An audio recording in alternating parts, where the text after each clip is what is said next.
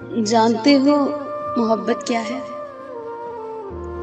جب وہ تمہیں اپنی زندگی سے نکال دیں اور تم اپنے دل کو چیرتی ہوئی تکلیف کے باوجود لبیک کہو، جب وہ تمہیں بنا تمہارے کسی قصور کے تمہیں اگنور کرے اور تم اس پر صبر کر لو، لیکن تم سے ان کے خلاف کچھ سوچا نہ جائے، جب ان کے خلاف بولنا چاہو تو تمہاری زبان اور جب لکھنا چاہو تو تمہارے ہاتھ بغاوت کر جائیں، جب کوئی ان کے خلاف کچھ بول جائے تو تم ان کی عزت اور حرمت کی خاطر اس انسان سے لڑ جاؤ۔